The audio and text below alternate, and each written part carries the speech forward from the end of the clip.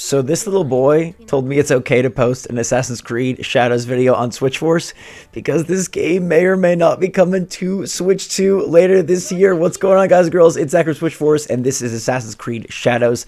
I was lucky enough to play a boatload of the game thanks to Ubisoft inviting me to their remote play event, and they're like, you can put it on Switchforce because, you know, hey, maybe. Just maybe, according to the leaks that we've seen and discussed on this channel, I think this game is going to reset Assassin's Creed. That feels really good to say. I think that's the best compliment I can give it right off the bat. First off, the game looks freaking gorgeous. Now, we can worry about how it's going to look eventually one day on Switch 2, but everywhere else that it's landing, it should look really impressive. I forgot that it was so long ago that they did like a full-blown big Assassin's Creed. Because while Assassin's Creed Mirage did come out in 2023, Valhalla was 2020. It has been basically 5 years since they truly did one of these huge Assassin's Creeds, and it seems like they've used their time wisely. Now, this footage was captured in 1080p. I wasn't able to record in 4K given the remote nature of the gameplay. There's two characters you're going to see here.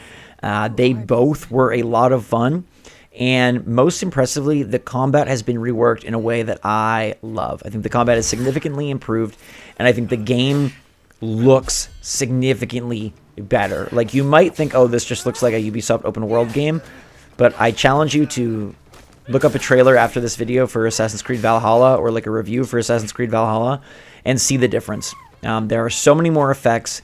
The weather is so much more impressive. There's so much more blood. Like, can we just say so much more blood? So much more blood. You're going to see some stuff later on where it's like, I can't even show this on the video.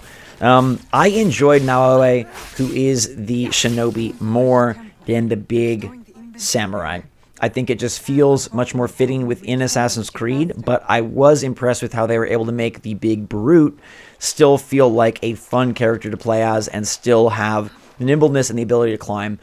Transitions from like water to out of water climbing, all great, seamless. As you can see, this is a work in progress build. They bought themselves some extra weeks of time, delaying the release of this game to March 20th, but it's feeling pretty great so far. Now, obviously, I'm playing a microcosm of a gigantic game, so it's hard to know how this will feel after, I hope, like 30 or 40 hours. I hope they don't go for the 70-hour Assassin's Creed. I'm sure there's a lot you can do in this game to extend the playtime, but I hope that the major through line of the game is like 30 hours. I think that would be really great, because there's, thus far, like, a ton of great stuff to see. I feel like the world is laid out in a way where we're getting more density, more verticality, more impressive vistas, natural elements along with man-made elements, and I just love some of the gear that Naoe has, specifically that grapple hook that you saw right there, where you're able to hoist yourself up. Now, let's not make any mistake. You're still going to see dudes with numbers and bars over their head. You're still going to be marking characters and enemies as you arrive at a new location. You're still going to be following a checklist of a ton of different things that you can do, praying at different shrines, gathering photographs, obviously taking out different, well, you know, checkpoints or whatever you want to call these type of enemy gathering spots. You're going to be sneaking around. You're going to be able to switch characters, but it's done in a way that feels like, okay, they really get it. They got what people wanted out of Assassin's Creed and what they've been waiting for out of Assassin's Creed. And while I don't think AC has ever been bad, like, I don't think AC has ever been bad. That was a really bad special attack on the roof there. I do think AC got boring, rote, repetitive, and really kind of, it wore me out. I did not play a ton of Valhalla because I was worn out from the previous games. It really got to be sort of a chore for me to play Assassin's Creed instead of a joy. And I think, like, maybe that could apply to numerous Ubisoft games. The good news here is that it seems like Assassin's Creed Shadows is going to be a very strong game with a heavy narrative focus, absolutely stunning visuals, two characters that are very importantly likable, but also playable and fun to play as, and then a very interesting world, and one that has been desired for a long time. And you might feel like, oh, but is this just going to be Ghost of Tsushima, but Ubisoft, and then we're getting Ghost of Yotei later in 2025? What the heck?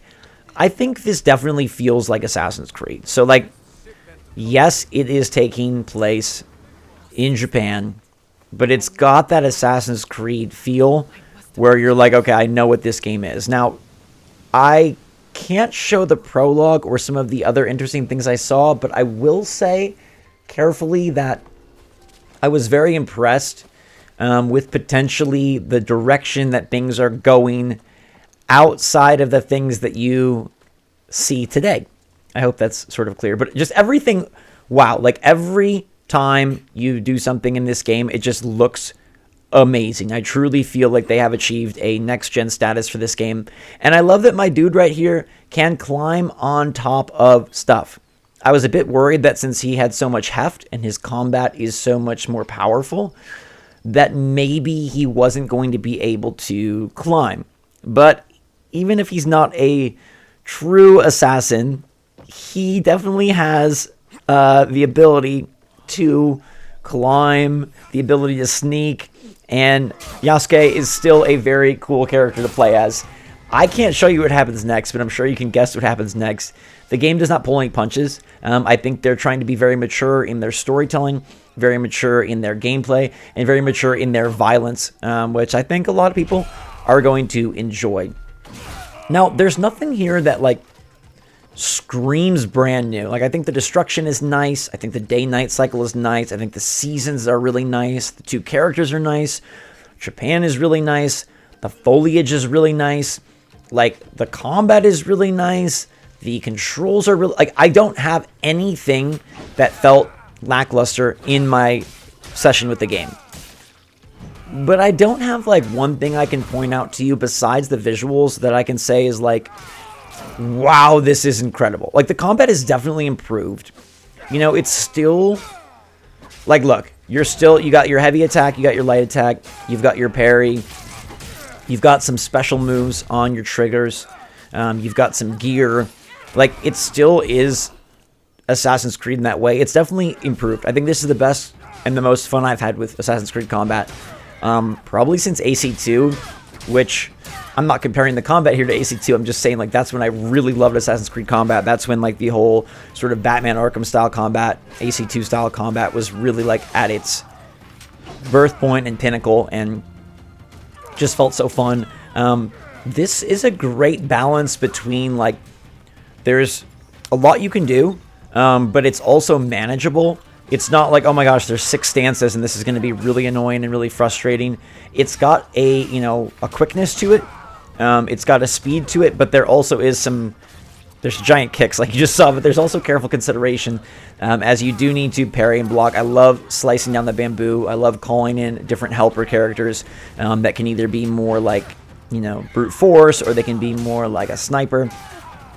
But I guess I was looking for maybe like one thing that was like brand spanking new. And granted, it could be in here. You know, I played the prologue and then I played zoomed forward to a section of the game that they, you know, picked. I think it's a good section. I think it's a gorgeous section. I think it's diverse. But maybe there are different mission types and different culmination moments that are going to be really nifty. I did partake in what I'd consider some boss battles. They were enemies that had long HP bars, like screen size HP bars. I didn't feel like they were very different than the normal fights, which was a bit of a bummer. But I'm not really looking for Assassin's Creed to deliver boss battles. I do feel like this game seems to be more about the plot and the story and progressing that way versus just being like, how can I make the numbers go up? And there obviously still is a lot of gear. There is still, you know, your whole inventory. There still is the numbers, as I've shown you and pointed out, over enemy heads.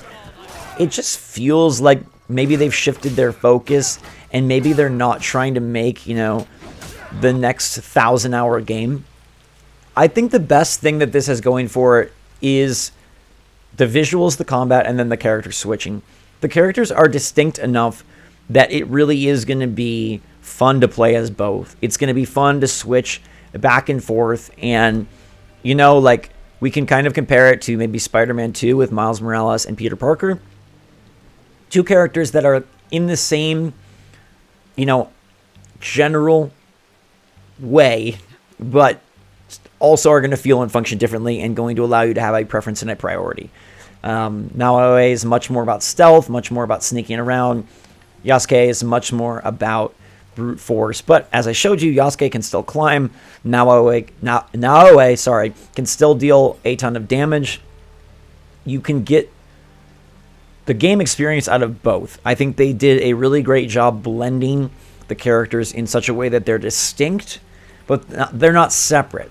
You know what I mean? Like, that's an important thing if you're going to have a game where you can switch characters back and forth, and they achieve that. It just feels fun to play because the combat is satisfying, because the climbing is satisfying, because the world is so beautiful. And at the end of the day, I think that's what people have wanted from Assassin's Creed for quite a while. Remember, something that Mirage set out to do was like, hey, we're a smaller Assassin's Creed, but that's a good thing.